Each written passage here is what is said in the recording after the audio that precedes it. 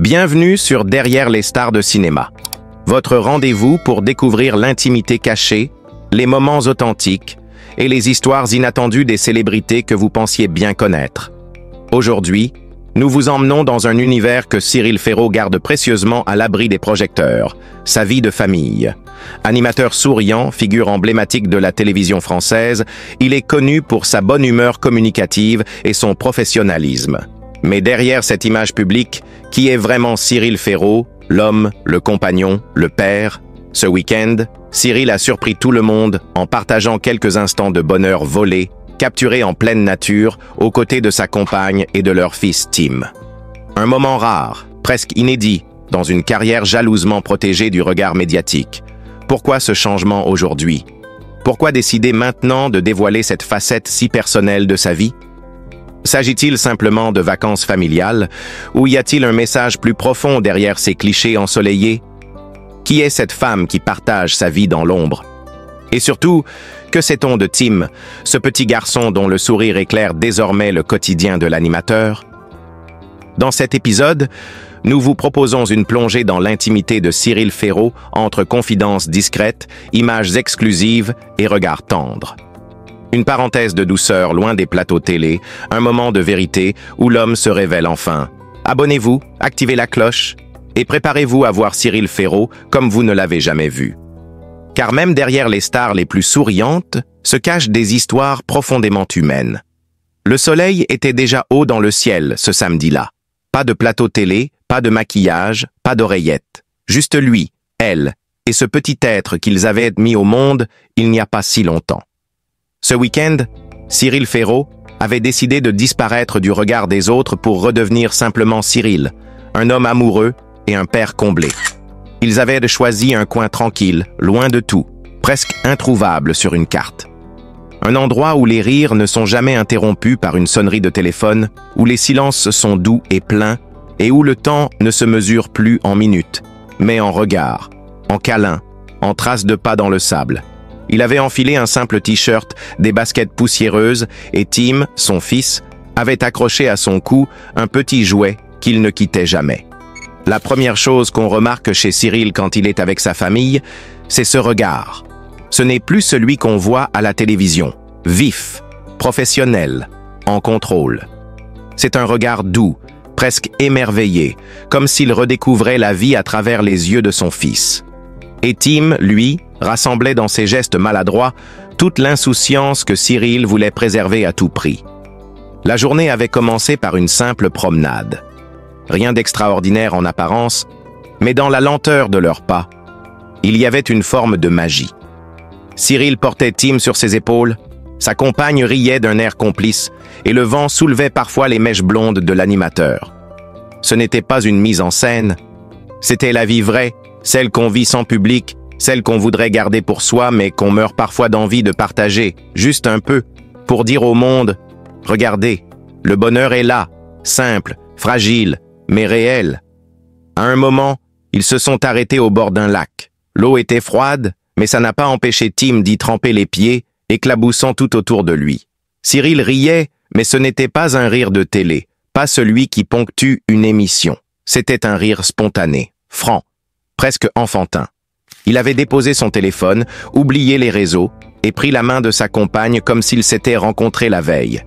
Ils ont mangé sur l'herbe. Quelques sandwichs préparés à la va-vite, un thermos de café tiède et un jus d'orange que Tim renversait à moitié. Mais c'était parfait. Cyril ne disait pas grand-chose, mais tout passait par ses gestes. Il touchait l'épaule de sa compagne, embrassait le front de son fils, regardait le ciel en silence. Il n'y avait pas besoin de mots. Tout était là. L'après-midi s'est étiré comme un long souffle. Ils ont joué. Pas avec des jouets électroniques, mais avec des bouts de bois, des pierres, des feuilles mortes. Tim avait trouvé un bâton qu'il avait déclaré être une épée magique, et Cyril, dans un élan de théâtralité naturelle, était devenu le chevalier papa chargé de protéger la forêt. Et puis le soir est venu. Le ciel s'est teinté d'orange, les ombres se sont allongées. Ils se sont assis tous les trois sur une vieille couverture, regardant le soleil descendre lentement derrière les arbres. C'est là, à ce moment précis, que Cyril a pris une photo. Pas pour la publier, juste pour ne pas oublier. Pour garder ce morceau de vie quelque part, loin du bruit, loin de l'agitation. Plus tard, dans la voiture, alors que Tim dormait à l'arrière, la main de Cyril cherchait celle de sa compagne. Il n'avait rien dit depuis un moment. Il n'y avait rien à dire. Parfois, le silence vaut 1000 déclarations. Ce week-end-là n'avait rien de spectaculaire. Pas d'hôtel de luxe, pas de plage paradisiaque, pas de selfie millimétré. Mais c'était un week-end plein de vérité. Un de ceux qui construisent les souvenirs, qui cimentent les liens, qui donnent un sens à tout le reste. Et peut-être que, pour la première fois depuis longtemps, Cyril Ferraud ne s'est pas senti animateur, ni personnalité publique. Peut-être qu'il s'est simplement senti chez lui, dans ce regard partagé entre deux êtres qu'il aime plus que tout. Et c'est ça, au fond, le plus beau des spectacles. Le lendemain matin, le réveil n'a pas sonné. Cyril ouvrit les yeux lentement, étirant les bras sans bruit, comme s'il ne voulait pas déranger la paix qui flottait dans la pièce. Sa compagne dormait encore, les cheveux en bataille, un souffle calme. Tim, lui, était déjà éveillé. Allongé à côté d'un doudou cabossé, il fixait le plafond avec l'air sérieux de ceux qui pensent très fort sans savoir encore parler, comme les grands. Cyril sourit. Il ne dit rien. Il se contenta d'observer. Dans ce silence du matin, où seuls quelques oiseaux lançaient leurs premières notes, le monde extérieur semblait inexistant. Plus de caméras, plus de script, plus de rôles à jouer. Juste une maison de campagne qui sentait encore un peu le bois humide, 3 tasses posées sur un meuble et des chaussettes roulées dans un coin du salon. C'était ça, le décor de son bonheur. Il se leva, pieds nus sur le plancher un peu froid, et partit préparer le petit déjeuner. Pas de brunch branché, pas de toast à l'avocat. Juste un bol de chocolat chaud, des tartines à la confiture et du jus de pomme dans un verre en plastique.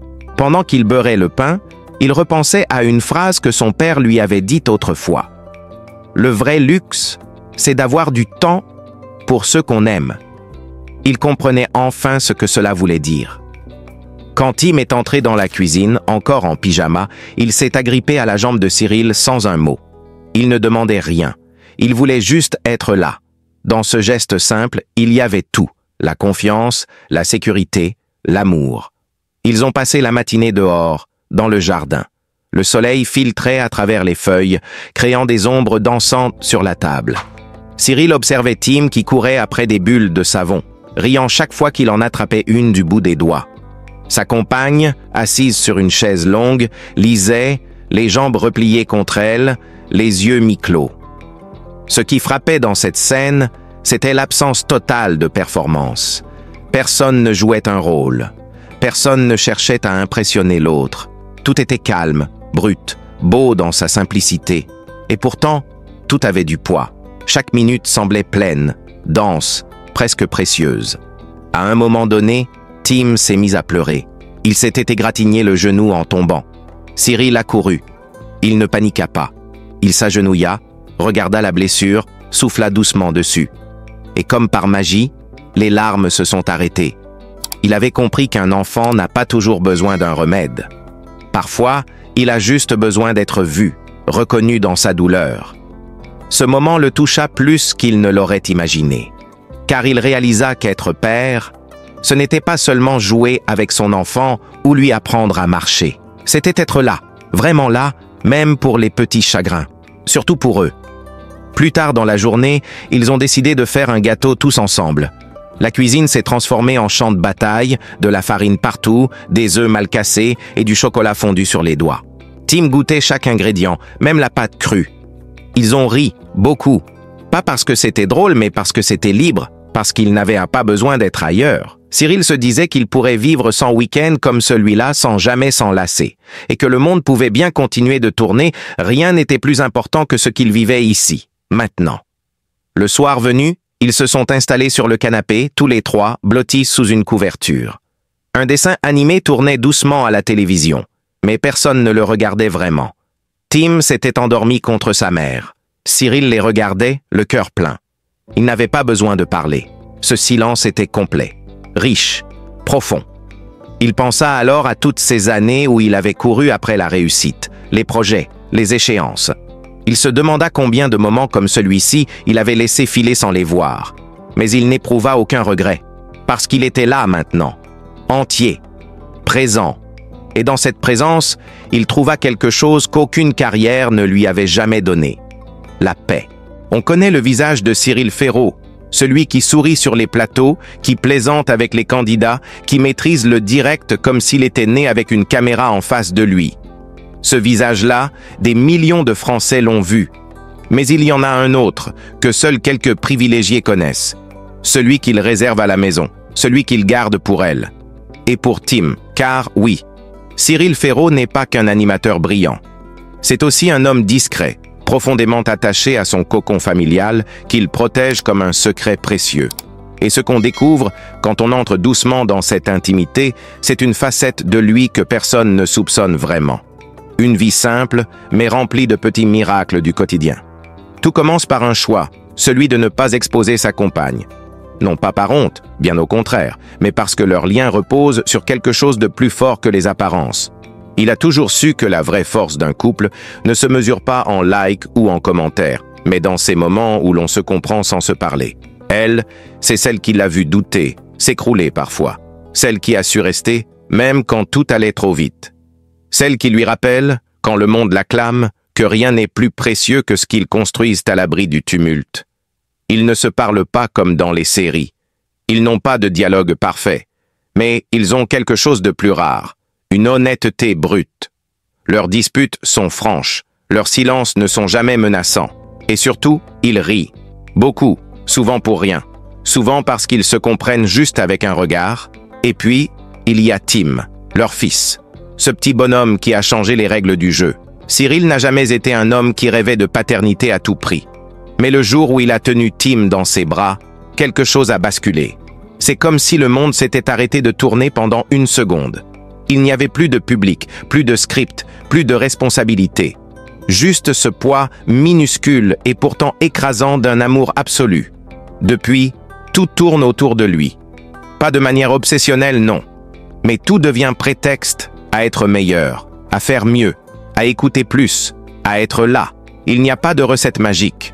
Certains soirs, Tim fait des colères sans raison. Certains matins, il refuse de mettre ses chaussures. Et pourtant, chaque instant passé avec lui est une leçon. Sur la patience, sur l'humilité, sur la beauté des choses qui ne s'expliquent pas. Le soir, quand il rentre chez lui après une journée de tournage, Cyril ne se jette pas sur son téléphone. Il va voir Tim. Il l'écoute lui raconter sa journée, souvent décousue, souvent pleine de détails absurdes, mais il l'écoute, vraiment, parce qu'il sait qu'un jour, ce petit garçon parlera moins. Alors il prend tout maintenant. Il emmagasine les histoires de dinosaures, les dessins mal faits, les bisous baveux. Le week-end, c'est sacré. Pas d'obligation, pas de rendez-vous mondain. Juste la famille, une balade en forêt, un pique-nique dans un parc ou un film sous la couette. Peu importe l'activité, ce qui compte, c'est l'ancrage. Ce sentiment de ne pas être ailleurs, de ne rien manquer.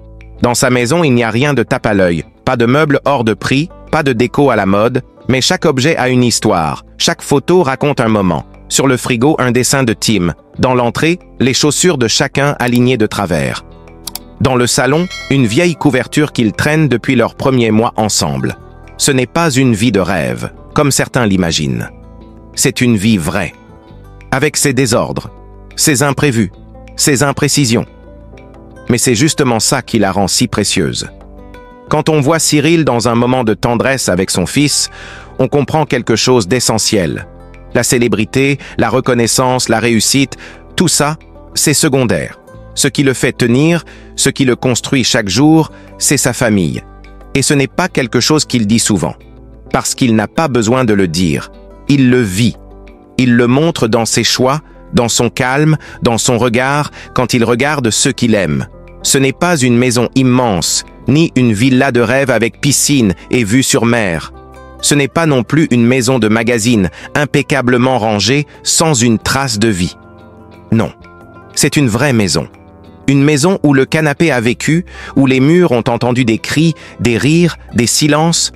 Une maison qui respire les jours ordinaires. Et c'est exactement ce que Cyril aime. Parce qu'ici, tout est vrai. Le matin, il est souvent le premier à se lever. Il aime ces minutes volées au reste du monde. Quand la maison dort encore, Il se prépare un café, fort, sans sucre. Ouvre la fenêtre et regarde le jardin. Il ne pense à rien, ou peut-être à tout, à la veille, à demain, à ce qu'il ne veut pas perdre. Il aime entendre les petits pas de Tim descendre l'escalier en traînant ses chaussons. Et puis cette voix, encore pleine de « Sommeil, papa, tu fais quoi ?» Et chaque jour, il donne une réponse différente. « J'attends que tu viennes me faire un câlin. » Je parle au vent, je compte les oiseaux, et Tim rit, même s'il ne comprend pas toujours, parce que ce qu'il cherche, ce n'est pas une réponse, c'est un moment. Sa compagne, elle, arrive toujours un peu après. Elle a ce don d'arriver quand il faut, ni trop tôt, ni trop tard, avec ce regard à la fois fatigué et tendre que seules les mères savent avoir. Ils ne se disent pas toujours « je t'aime » à voix haute, mais c'est dans les gestes, dans la tasse posée à côté de l'autre, dans la main qui passe dans le dos en silence, dans les sourires échangés au-dessus de la tête de Tim, que ça vit. Ce qu'ils ont construit ne s'est pas fait en un jour. Cyril ne parle pas souvent de son histoire avec elle, parce que c'est personnel, parce que c'est fragile, parce que c'est précieux. Mais ce qu'on peut deviner, c'est que leur couple s'est forgé comme une vieille porte en bois. Il a grincé parfois, il a résisté au vent, mais il tient. Il ferme sur un monde à eux. Ils ont connu les périodes de doute, les distances dues au travail, les fatigues longues comme des hivers. Mais à chaque fois, ils ont choisi de rester. Pas par habitude, pas par peur, mais parce qu'ils savaient ce qu'ils avaient entre les mains. Quelque chose de rare, de solide, de vivant. La naissance de Tim n'a pas tout changé. Elle a tout intensifié. Plus de fatigue, mais aussi plus de rire. Plus d'imprévus, mais aussi plus de souvenirs. Et surtout, une nouvelle forme d'amour. Un amour triangulaire. Un amour qu'on regarde pousser jour après jour. Le dimanche, c'est leur jour à eux. Pas de rendez-vous. Pas de devoir. Juste le plaisir d'être ensemble. Parfois, ils organisent un petit-déj royal, comme l'appelle Tim. Croissants, jus de fruits, céréales de toutes les couleurs. Et même des bonbons en cachette, parce que c'est dimanche. Ensuite, vient le temps du bricolage. Cyril adore ça.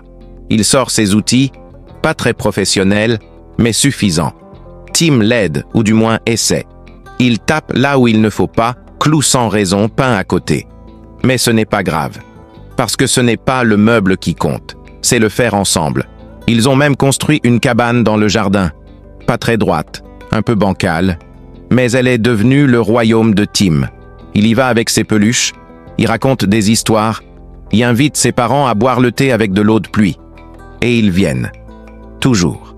Après le dîner, souvent préparé à deux, vient le moment du calme.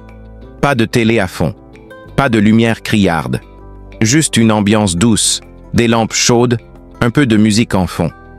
Tim s'endort dans les bras de l'un ou de l'autre. Et quand il dort enfin, Cyril et elle se retrouvent. Ils ne parlent pas toujours beaucoup. Ils n'en ont pas besoin. Un regard suffit, un pied qui touche l'autre sous la couverture, une main qui cherche la sienne, et parfois une phrase qui vient, toute simple, mais qui contient tout. Tu te rends compte de ce qu'on a? Ils le savent. Ce qu'ils ont n'est pas parfait, mais c'est leur monde. Un monde à taille humaine. Un monde où l'on se dit qu'on a de la chance, pas parce qu'on a tout, mais parce qu'on a l'essentiel.